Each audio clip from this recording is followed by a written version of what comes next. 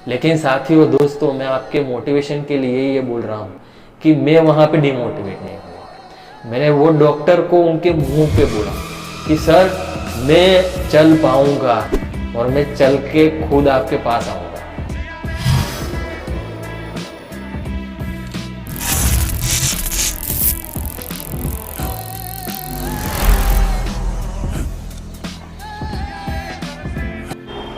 दोस्तों, आज हम जिस पेशेंट की बात करना चाहते हैं उनका नाम भावेश है। 3 महीने पहले उनको इंजरी हुई थी और दोस्तों उनको कंप्लीट इंजरी है, पैरों में 0% सेंसेशन है। 1.5 महीने से वो अहमदाबाद में आए हुए। 15 दिन पहले उन्होंने मुझे बात की, मैं उनसे मिलने चला गया। उनके घर पर जाते ही मुझे बहुत ही पॉजिटिव वाइब्स मिले और मुझे इतना पॉजिटिव उनका घर लगा और मैंने पाया कि उसके फिजियोथेरापिस्ट रिस्पॉन्सिबल है। तो हम उनसे बात कर ही रहे थे और अचानक कोइंसिडेंटली उनके फिजियोथेरापिस्ट आ गए और उनको एक्सरसाइज करवाने लगे। तो मैंने उस फिजियोथेरापिस्ट से बात की तो उन्होंने जो भावेश के दिमाग में जो पॉजिटिव एटीट्यूड डाला हुआ है अपनी इंजरी को लेके, उसकी समझ को लेके, वो मुझे इतना अच्छा डाला हुआ है कि मुझे वो बहुत अच्छा लगा। बहुत सारे मैं फिजियोथेरापी ले चुका हूँ, लेकिन इस तरह का मैंने बहुत कम पाया हुआ है कि जो इतने अच्छे से पेशेंट को समझाने में काबिल होते हैं और पेशेंट समझ भी पाते हैं। क्योंकि मैंने देखा है कि मैं कम से कम 2000 पेशेंट से मैं मिल चुका हूँ प्रैक्टिकली, और मैंने बहुत सारे पेशेंट जो चल फिर सकते हैं, यानी उनको बहुत कम इंजरी होती है स्पाइनल कॉर्ड में और वो चल भी फिर सकते हैं, फिर भी वो बहुत मायूस होते हैं अपनी ज़िंदगी को लेकर।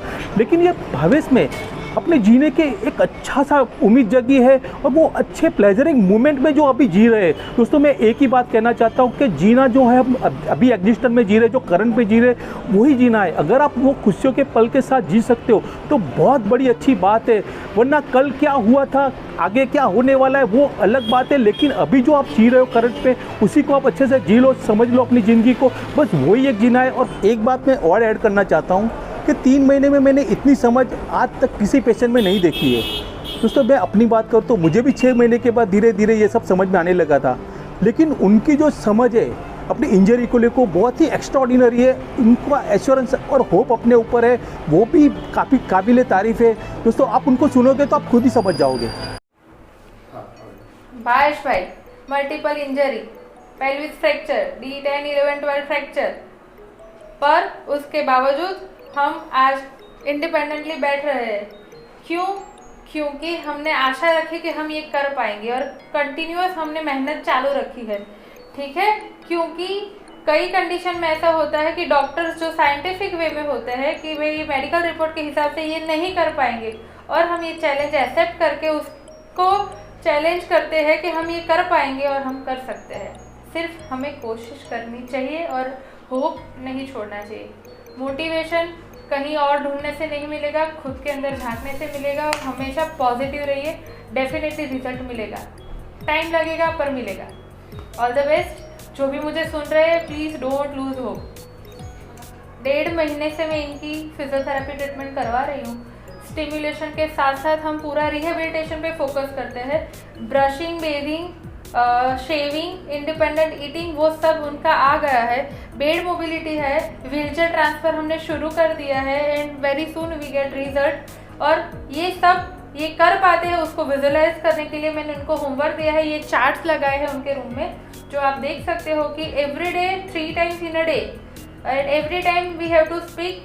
3 बार जोर से बोलना है। आजू बाजू में कोई क्या सोचेगा वो हमें फिक्र किए बिना हमारे लिए बोलना है।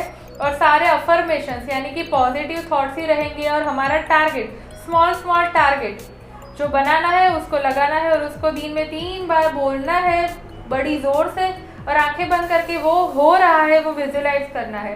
ये इनका डेली होमवर्क है और जो मैं यहाँ करवाती हूँ, जो इंडिपेंडेंटली कर पाते हैं वो तो daily once in a day मेरे जाने के बाद उनको खुद से करना है। And he is very cooperative and doing complete his homework. Yes, we will rock. मैं खिड़की के पास खिड़की के सलिया पकड़ के अपने दोनों हाथों से अपने पैरों के ऊपर खड़ा रह सकता हूँ और अपने दोनों बच्चे को खेलता हुआ देख सकता हूँ। मैं बहुत खुश हूँ और मेरी आसपास का एटमॉस्फेयर मेरे अंदर एक नई ऊर्जा, एक नई चेतना मुझे देता है। मैं अपना हर रोज़ का काम अब बहुत ही मुक्त तरीके से कर सकता हूँ, उसके लिए हे परम पिता परमात्मा आपका बहुत बहुत आभार। हाय फ्रेंड्स, भावेश परमार मेरा नाम है। बाय प्रोफेशन मैं एक इंजीनियर हूँ। मेरा बड़ौदा में जॉब था। एक दिन अर्ली मॉर्निंग में अपने जॉब के टाइम के ऊपर जा रहा था और 9:30 के अराउंड सुबह में मेरा बाइक का एक्सीडेंट हो गया। मेरे ये पोर्शंस के ऊपर से ट्रक का व्हील पास हो गया था। उस वजह से मेरा ये हाथ फ्रैक्चर हो गया था। मेरा D11, 12 और L1 में इंजरी हुई काफ़ी और मेरा पेल्विस डिस्टर्ब हुआ। मेरी 4 रिब्स टूट गई। बहुत सर्वाइव किया। एक यहाँ पे ऑपरेशन हुआ, D11, 12 में स्क्रू डाले गए, वहाँ पर भी ऑपरेशन हुआ। पेल्विस में यहाँ पे आगे प्लेट डाला हुआ है, यहाँ पर भी ऑपरेशन हुआ। 1.5 महीने करीबन मैं बड़ौदा 2 हॉस्पिटल में शिफ्ट हुआ था 1 by 1 और वहाँ पे ट्रीटमेंट करने के बाद मैं अपने बेड से खड़ा भी नहीं हो पाता था। मेरा ये हाथ है, बेड के ऊपर सिर्फ इतना ही मूवमेंट होता था, ये हाथ तो ऐसे पड़ा ही रहता था। वो कंडीशन में मुझे एम्बुलेंस में बड़ौदा से अहमदाबाद शिफ्ट किया गया कि now no any medicines will require for you, only you go through physiotherapy treatment. उसके बाद हमारे एक अंकल थे, उनके रेफरेंस से यहाँ अहमदाबाद में एक फिजियोथेरापिस्ट का कंसल्ट हुआ और अहमदाबाद में फिर हमने यहाँ पे मकान रेंट पे लिया और यहाँ पे हम शिफ्ट हुए। यहाँ पे जब हम शिफ्ट हुए तो 21 अक्टूबर मतलब कि 8 सितंबर को मेरा एक्सीडेंट हुआ था और 21 अक्टूबर को मेरा हॉस्पिटल से डिस्चार्ज हुआ। नेक्स्ट डे से ही हमने यहाँ फिजियोथेरापिस्ट हायर किया, क्योंकि हमको इतना तो पता था ही कि अब डॉक्टर ने जब बोला है कि मेडिकल सर्जरी आपकी अच्छी हो चुकी है, नाउ आपको फिजियोथेरापी चाहिए। और मैं इतना तो समझता था कि स्पिनल कोड और वो भी मेरी कंप्लीट इंजरी थी, तो वो केस में आपको फिजियोथेरापी करना ही होगा। Exercise must be compulsory.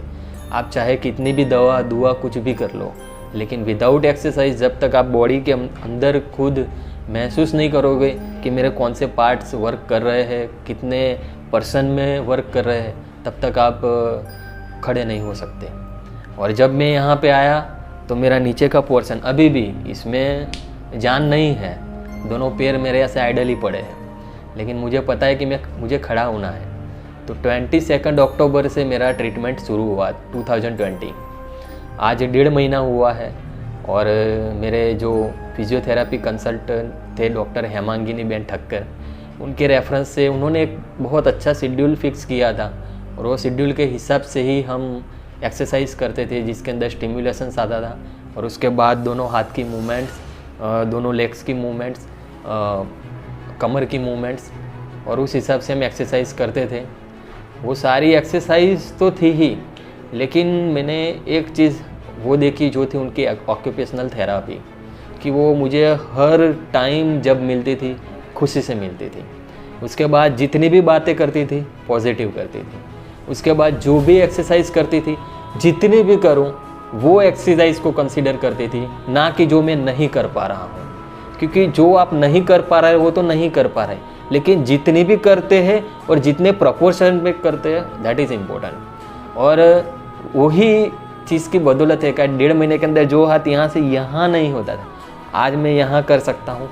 ये हाथ यहाँ से ये हिल भी नहीं पाता, उसको भी मैं हिला सकता हूँ। मॉर्निंग में मेरे टूथब्रश मैं खुद करता हूँ, मेरे टी-शर्ट चेंज मैं खुद करता हूँ, मेरा खाना मैं स्पून पकड़ नहीं पाता था, आज स्पून से मैं खाना खा सकता हूँ 1.5 महीने के अंदर। मैं बेड के अंदर ऐसे करवटें बदल सकता हूँ, मैं फ्री ऐसे बैठ सकता हूँ बेड के ऊपर।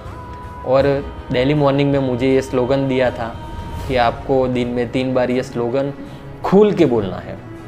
उसके बाद बोला कि अगर आपको कैसे भी करके ये परेशानी में, ये इंजरी, स्पिनल इंजरी में आपको खड़ा होना है, तो आपको पॉजिटिव रहना पड़ेगा, खुश रहना पड़ेगा। आपके घर पे जितने भी रिश्तेदार आते हैं आपको मिलने के लिए, आपको खबर पाने के लिए कि भाई कैसा है आप, अभी अच्छा तो है, तो उनकी बातें आपको पॉजिटिव सुननी है। अगर वो बोलते हैं कि हमारे कोई रिश्तेदार ये हुआ था, अब उसको ज़्यादा नहीं हो रहा है, अब वो खड़ा नहीं हो पा रहा है, अभी उसको तो 6 महीना ये ट्रीटमेंट कराया, अब नहीं हो रहा है, तो वो सब कंसीडर नहीं करना है। तो ऐसे शुरू में ये रिश्तेदारों की बात सुनकर मैं भी थोड़ा थोड़ा डीमोटिवेट हो रहा था। नो डाउट मैडम मुझे पॉजिटिव तो करते ही थे, लेकिन थोड़ा मैं डीमोटिवेट हो रहा था। तो उस वजह से अहमदाबाद के अंदर बहुत सारे फेमस ऑर्थोपेडिक कंसल्टेंट थे, डॉक्टर बहुत नामांकित थे, हमने उनका भी कंसल्ट किया। कम से कम 4 से 5 डॉक्टरों को हम मिल चुके।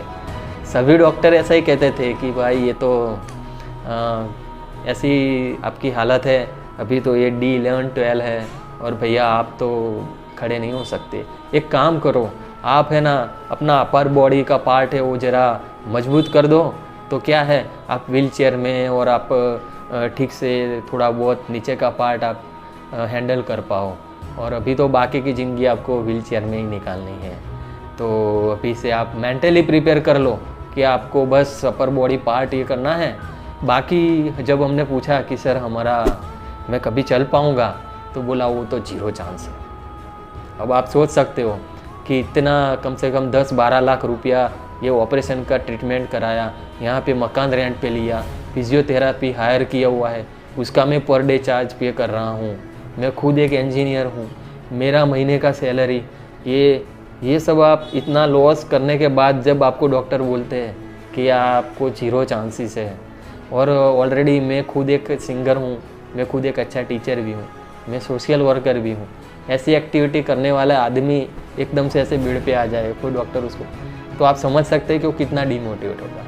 लेकिन साथियों दोस्तों, मैं आपके मोटिवेशन के लिए ये बोल रहा हूँ कि मैं वहाँ पे डीमोटिवेट नहीं हुआ। मैंने वो डॉक्टर को उनके मुंह पे बोला कि सर मैं चल पाऊँगा और मैं चल के खुद आपके पास आऊँगा। तो डॉक्टर ने मुझे बोला कि आई विश गुड लक, क्योंकि मुझे इतना तो पता था कि medical science is just limited for one book. Science एक बुक के ऊपर ले, जैसे अपना कॉन्स्टिट्यूशन है वो भी एक बुक के ऊपर डिपेंड है, ठीक है। तो उसी तरह उसके भी कुछ रूल्स है, कुछ रूल्स उसके बाहर होते हैं जो कि आपकी मेंटल एबिलिटी के ऊपर है। और जहाँ तक साथियों मुझे पता है कि डिसेबिलिटी जहाँ आती है ना, उससे ही एबिलिटी शुरू होती है।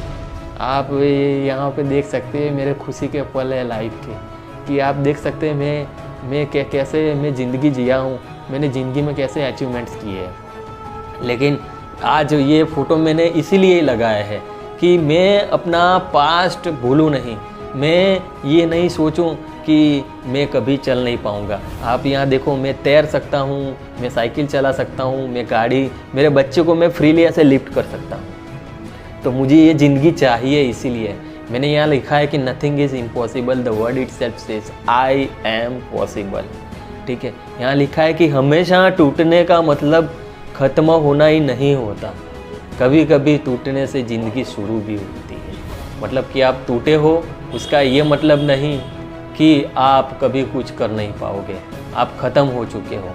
सिंपल, मैंने अपने अंदर पॉजिटिव एटीट्यूड कहाँ से लिया पता है आपको? ये मेरे पैर देखिए एक बार। अभी आपको मैं नहीं बोलूँ कि मुझे स्पिनल कॉर्ड इंजरी है, तो क्या आप देख पाएंगे कि, या आप जज कर पाएंगे कि मेरे को कोई तकलीफ़ है? मैं ऐसे बैठा हूँ, हाय ऐसे बोलता हूँ, तो क्या आपको लगेगा? कभी नहीं। बस मैंने यही चीज़ से दिया कि ऊपर वाले, अगर तुझे लेना होता ना तो ये पैर ही ले लिया होता। अगर इसको तूने सही रखा है ना तो ये चलना ही है, इसे दोनों को चलना ही होगा। तो मैं दोस्तों आपको भी यही बोलता हूँ कि ज़िंदगी में हमेशा क्या खोया है वो नहीं, लेकिन क्या आपके पास बचा है ना, उसको लेकर चलो, आप ज़रूर सफल होंगे।